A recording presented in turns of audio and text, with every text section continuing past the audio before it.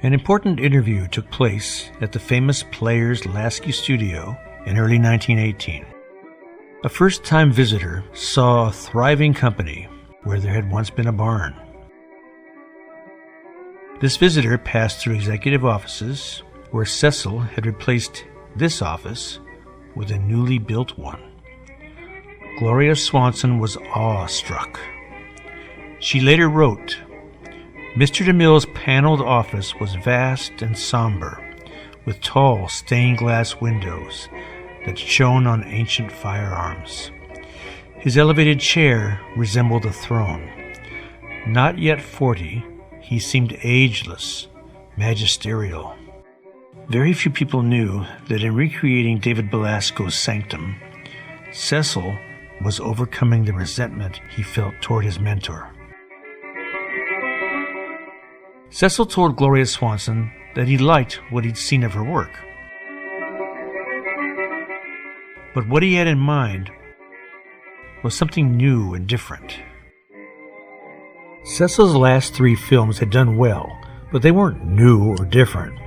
His Hollywood comedy, We Can't Have Everything, did well. His Belgian war film did well. His remake of The Squaw Man did well. With the war ending, American audiences would want new kinds of entertainment. They would want stars in their films.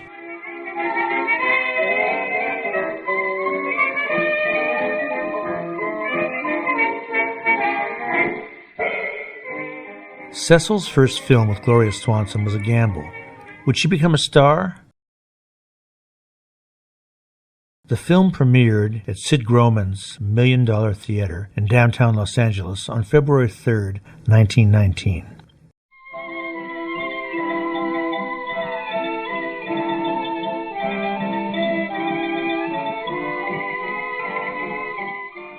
It was a daring look at marriage and what can ruin it.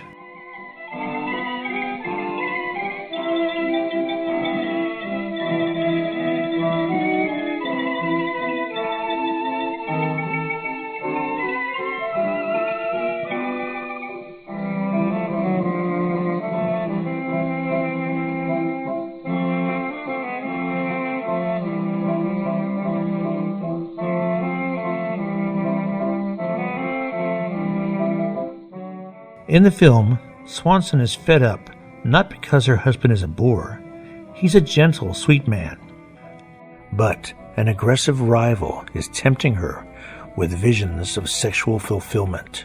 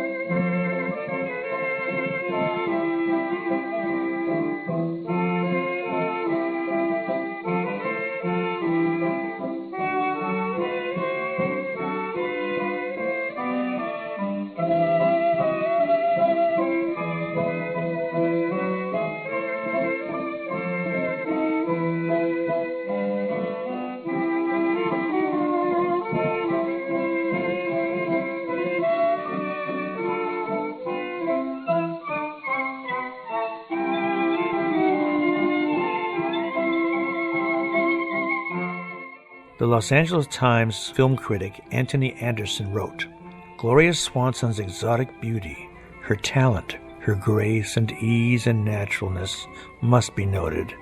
Mark ye, another star has swum into our ken." With Gloria's first DeMille film grossing 4 times its cost, there was nothing to do but make another. In For Better, For Worse, Gloria played a self-righteous society woman who denounces her fiancé because he does not enlist in the war. She dismisses his important work at a children's hospital and impulsively marries a friend who is leaving for the war. When the friend returns, Gloria cannot accept him because he has been disfigured. This film got good reviews, but was too grim to achieve big box office. Gloria's third film with Cecil was based on a popular British play, The Admirable Crichton, by Sir James Barrie. Cecil said, "The theme of man and woman, stripped of the position which civilization has given them, has always thrilled me." In this film, he and Jeannie McPherson set forth his favorite themes: reincarnation, class warfare, and the resolution of loss. Lady Mary Lazenby awakes to another day of luxury. The bathroom scene was becoming a DeMille trademark, so Lady Mary's bath is like a religious ritual.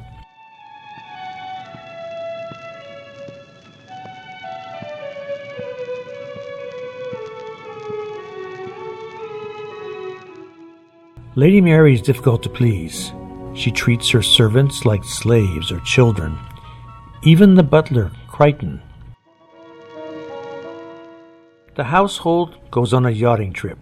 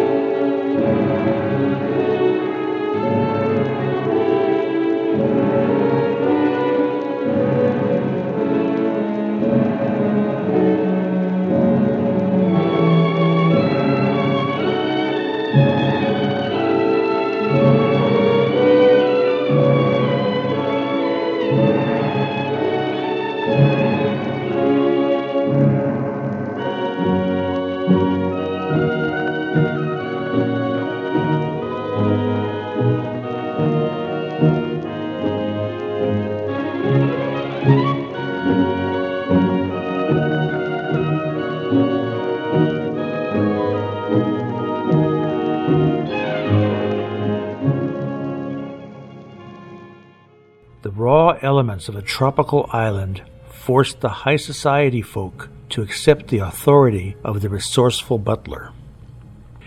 After 2 years on the island, Lady Mary looks at Crichton differently.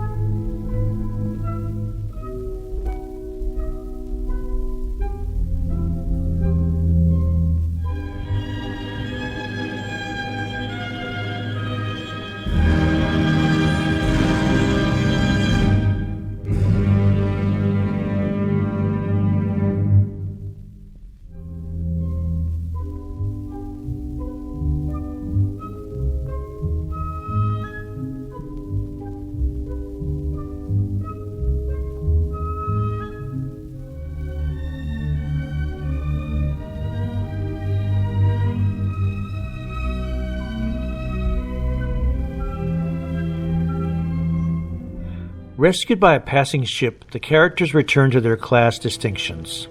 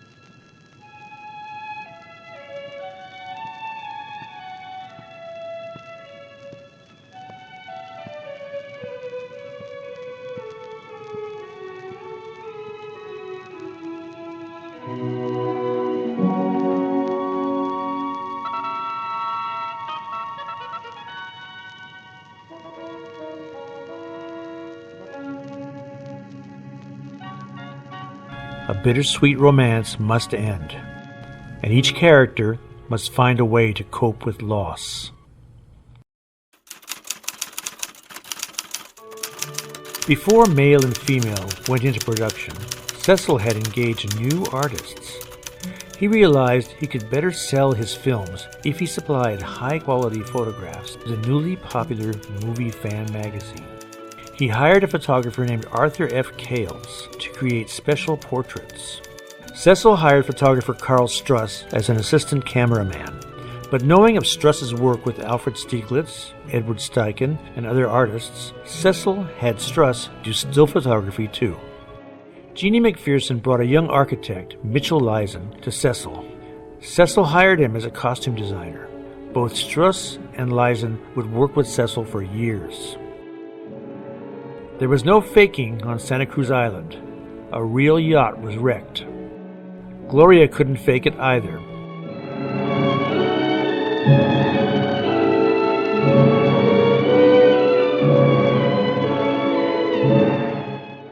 The painting by Gabriel Cornelius von Max, called The Lion's Bride, was a favorite of both Cecil and Gloria. When you can't look at danger and your eyes are closed, and here he is with his paws on my bare back. Then when he roared, it was like thousands of vibrators all over you. Apparently, the public wanted to see high society suffer a shipwreck, and lions wreaking havoc in ancient Babylon. Male and Female became a massive hit, grossing $1.2 million. Gloria Swanson was now a major star. Cecil said, "I've had hundreds of letters from wives and husbands thanking me for showing them their mistakes. Just a few yards from this spot, I produced the very first Lasky picture 6.5 years ago. And look at the place today." Cecil B. DeMille's next film would be mounted around Gloria Swanson, and its subject matter would have to reflect the changes taking place in America. What would the 1920s bring to America and to Cecil?